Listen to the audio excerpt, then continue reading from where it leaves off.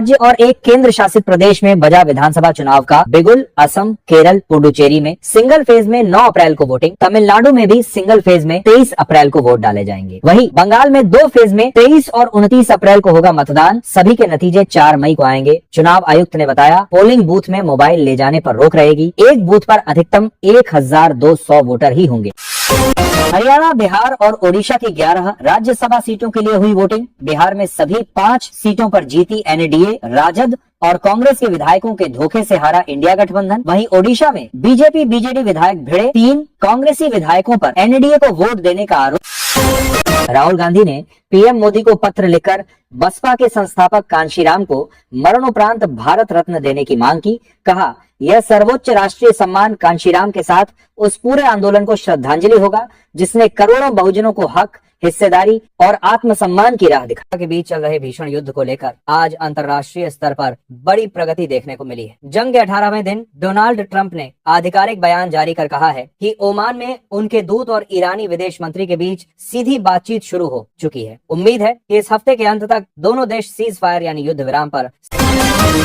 UAE में भारतीय जहाज में तेल भरते वक्त हमला। भारत सरकार बोली, स्टॉप सुरक्षित, शिप भी रवाना। इजराइल पर ईरान का मिसाइल अटैक। ओडिशा के कटक स्थित एसएससीबी मेडिकल कॉलेज में लगी भीषण आग। हादसे में आईसीयू में भर्ती 10 लोगों की मौत और 11 कर्मचारी भी झुलसे। सीएम मोहन मांझी ने मृतकों के परिजन को 25 लाख मुआवजे का किया ऐलान। घटना की न्यायिक जांच के दिए आदेश।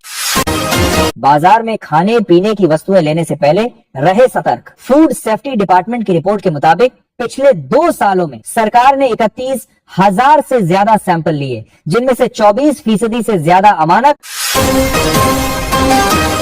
संसद के बजट सत्र के बीच आज एक बड़ी राजनीतिक खबर सामने आई। लोकसभा अध्यक्ष ने सदन की गरिमा को ध्यान में रखते हुए उन 8 विपक्षी सांसदों का निलंबन तत्काल प्रभाव से वापस ले लिया है जिन्हें पिछले हफ्ते सस्पेंड किया गया था। सांसदों का यह वनवास खत्म होने के बाद अब सदन की कार्यवाही में विपक्ष की पूरी भागीदारी फिर से देखने को मिलेगी।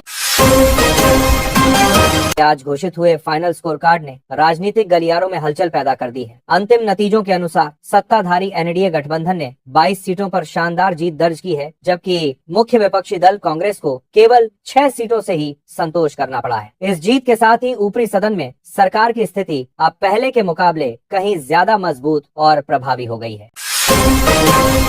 अखिलेश यादव ने एलपीजी किल्लत को लेकर मोदी सरकार पर कसा तंज। बोले, जो लोगों को नौकरी और रोजगार नहीं दे पाए वो एलपीजी भी नहीं दे पा रहे हैं। बीजेपी सरकार जनता को बेवकूफ बनाने में नंबर 1 सरकार है। अब तो यूपी के लोगों ने एलपीजी को एक नया नाम भी दिया है, लापता गैस। यूपी में 1 लाख युवाओं को डिजिटल स्किल सिखाएगी योगी सरकार। खुलेंगे रोजगार के नए द्वार। इसके तहत युवाओं को डिजिटल अर्थव्यवस्था से जुड़े आधुनिक क्षेत्रों में प्रशिक्षण दिया जाएगा ताकि वे नई तकनीकों के अनुरूप कौशल हासिल कर सकें और बेहतर रोजगार पा सकें।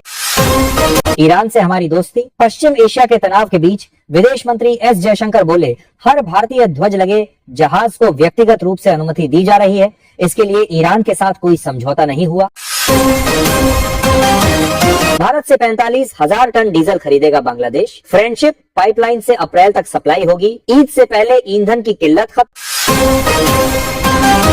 एस जयशंकर ने आज संसद में हॉर्मुज संकट पर देश को संबोधित करते हुए एक महत्वपूर्ण जानकारी साझा की है। उन्होंने बताया कि भारत और ईरान के बीच एक विशेष कूटनीतिक समझौता हुआ है जिसके तहत भारतीय व्यापारिक जहाजों को सुरक्षित गलियारा दिया जाएगा। इस समझौते के बाद अब खाड़ी देशों से आने वाले कच्चे तेल और गैस की सप्लाई में कोई रुकावट नहीं आएगी।